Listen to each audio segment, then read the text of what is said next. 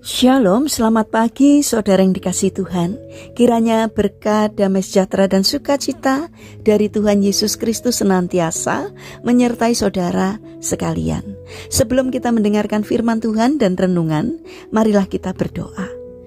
Tuhan Allah Bapa yang baik, kami sungguh bersyukur atas kebaikan dan kemurahan-Mu, karena Engkau Tuhan yang selalu melindungi dan memberikan pertolongan dalam kehidupan kami.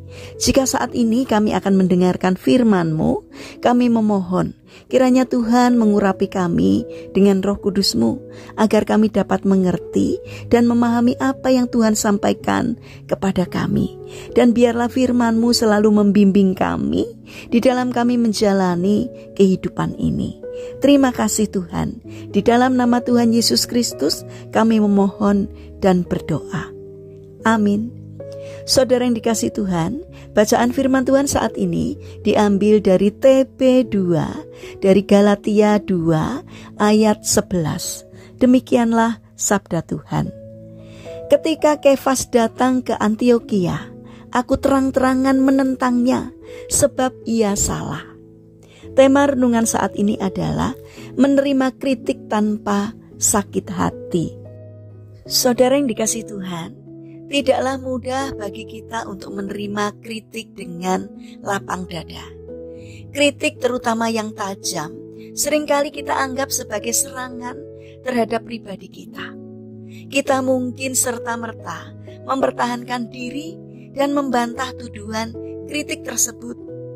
Rasa tidak suka dapat terarah kepada pribadi yang mengkritik dan mendorong kita untuk menyerang balik. Padahal mungkin saja ada kebenaran yang tidak terbantahkan yang ingin disampaikan. Sebenarnya banyak kritik yang amat bermanfaat untuk memperbaiki hidup kita. Saudara yang dikasihi Tuhan, dalam bacaan hari ini, yaitu Kefas atau Rasul Petrus, mendapatkan kritik yang pedas dan terang-terangan dari rekannya Paulus. Kritik itu pun disampaikan di depan umum, lalu diulang kembali sebagai tulisan di suratnya yang ditujukan kepada jemaat di Galatia.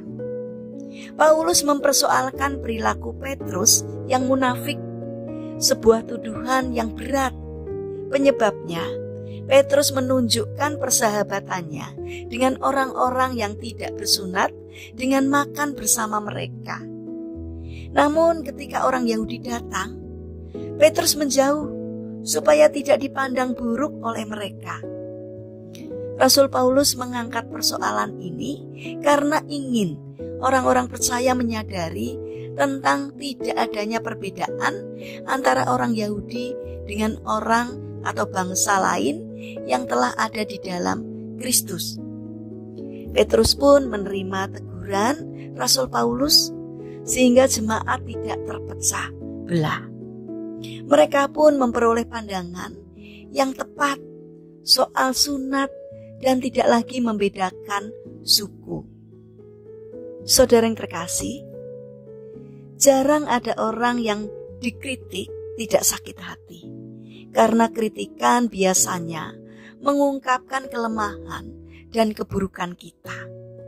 Namun saat ini Tuhan mengingatkan kepada kita bahwa kritikan tujuannya untuk kebaikan kita. Keteladanan Rasul Petrus patut kita ikuti. Kita perlu belajar menerima kritik tanpa sakit hati dan kemarahan.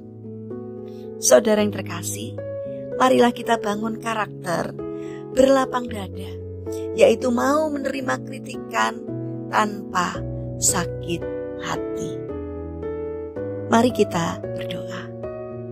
Tuhan Yesus yang baik, berilah kami kerendahan hati, sehingga kami dapat menerima setiap kritik dengan bijaksana dan berusaha untuk memperbaiki diri jika memang kritik itu bertujuan untuk membuat kami lebih baik lagi, untuk menjadi berkat bagi sesama kami. Karena itu mampukan kami ya Tuhan, dengan penuh kesabaran kami berupaya menerima kritik dan berupaya untuk memperbaikinya. Terima kasih Tuhan atas firman-Mu hari ini. Saat ini kami berdoa buat saudara-saudara kami yang mengalami sakit atau lemah fisik. Kiranya Tuhan memberkati setiap upaya yang dilakukan. Kiranya Tuhan berkenan untuk hadir menjamah dan memberikan kesembuhan. Kami berdoa bagi mereka yang mengalami permasalahan dan kesulitan hidup. Kiranya Tuhan memberi kekuatan dan Tuhan berkenan hadir untuk menolong mereka, sehingga mereka merasakan cinta kasih dan belas kasih dari Tuhan. Bapa yang penuh kasih, saat ini kami ingin menyerahkan setiap rencana dan aktivitas kami hari ini kepadamu. Kami mohon Tuhan yang menolong dan memberkati setiap karya kami hari ini, sehingga apapun yang kami kerjakan boleh mendatangkan berkat, tidak hanya bagi diri kami, tetapi juga bagi sesama kami. Terima kasih Tuhan atas setiap kebaikan dan kemurahan-Mu. Dalam nama Tuhan Yesus Kristus kami berdoa. Amin.